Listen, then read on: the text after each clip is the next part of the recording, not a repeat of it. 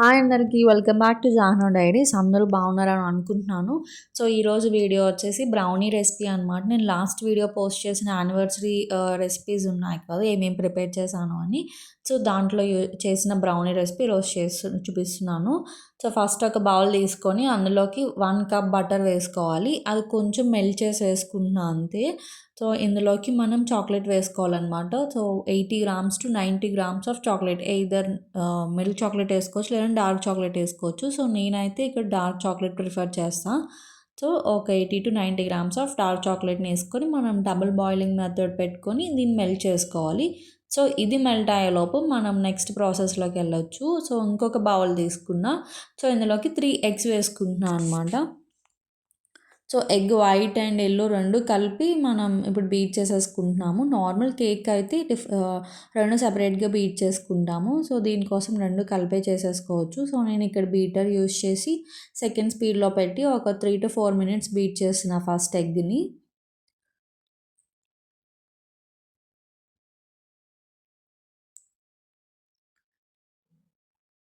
So, ఇలా beat చేసిన ఎగ్గులో మనం ఇందులోకి షుగర్ యాడ్ చేసుకోవాలి. సో, ఏదో బ్రౌన్ షుగర్ ఉంటే వేసుకోవచ్చు. సో, నా దగ్గర లేదు కాబట్టి నేను నార్మల్ షుగరే ఇది హాఫ్ కప్ మెజర్‌మెంట్‌తో ఒక హాఫ్ కప్ ఏసా అండ్ 3/4 కప్ ఏసా అనమాట.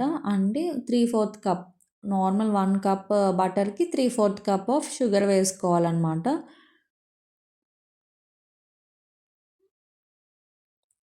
సో, ఆ షుగర్ వేసి మనం ఒక 5-6 మినిట్స్ బాగా క్రీమీ టెక్స్చర్ వచ్చేంత వరకు ఆ వేసిన షుగర్ మెల్ట్ అయ్యేంత వరకు మిక్స్ చేసుకోవాలి.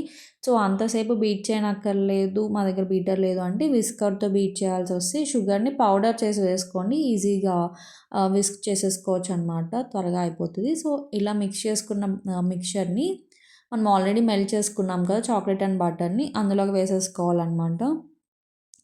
సో, ఈ 2 మిక్చర్స్‌ని మనం బాగా మిక్స్ చేసుకోవాలి. పూర్తిగా కలిసే వరకు లంప్స్ అవేమీ లేకుండా మంచిగా మిక్స్ చేసుకోవాలి.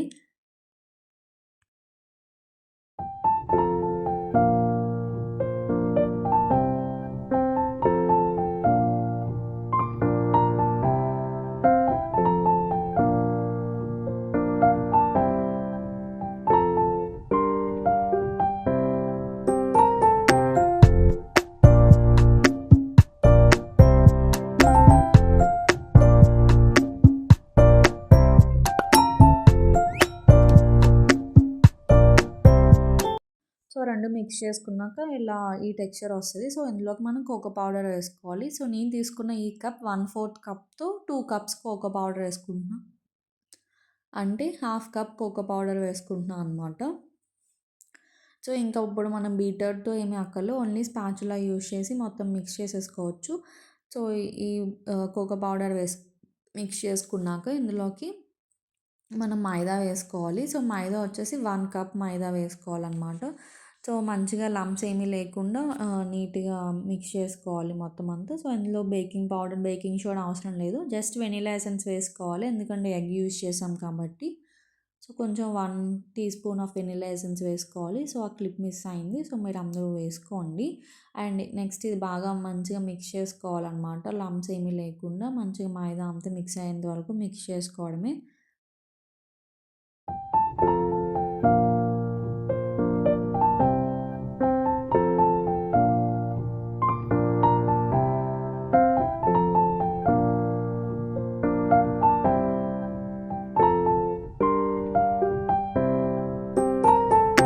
సో, నేను ఈ బ్రౌనీని బేక్ చేయడానికి ఒక రౌండ్ టిన్ తీసుకున్నా. అది ఎన్ని ఇంచెసో నాకు గుర్తులేదనమాట.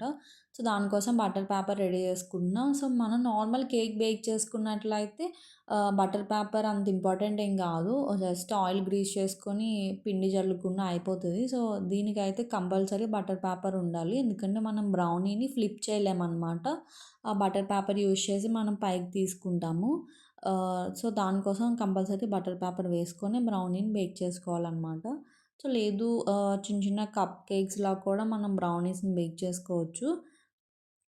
సో, ఇది యానివర్సరీ కోసం చేస్తున్నా కాబట్టి నేను ఒకటే రౌండ్ కేక్‌లా చేసుకుందాం అని చెప్పి రౌండ్ టిన్ తీసుకున్నా. సో, ఎడ్జెస్ ఇవన్నీ కూడా మనం బటర్ పేపర్‌తో కవర్ చేసుకోవాలి. సో, ఇవన్నీ ఇప్పుడు మనం పిండి వేశాక బటర్ పేపర్ ఉండదు అట్లా కాబట్టి సో ఫస్ట్ ఆయిల్ గ్రీస్ చేసుకొని దానిపైన ఈ బటర్ పేపర్ వేసి మంచిగా టిన్‌కి అతుక్కొని ఉంటది. సో అందులో మనం ఈ బ్యాటర్ వేసుకోవాలి. సో నిండగా వేసుకోకూడదు. ఒక 3/4 వరకు వేసుకొని చిన్న గ్యాప్ ఉంచుకోవాలి టిన్‌కి. ఎందుకంటే కొంచెం స్లైట్‌గా పొంగి అది మళ్ళీ కూల్ అయ్యాక ప్లెయిన్ అయిపోతదనమాట. సో అందుకోసం ఆ పొంగే ప్రాసెస్‌లో అది బయటకొచ్చేస్తది బేక్ చేసేటప్పుడు. So better to leave some space అనమాట. సో అందుకే నేను కొంచెం ప్లేస్ ఉంచుకున్నాను.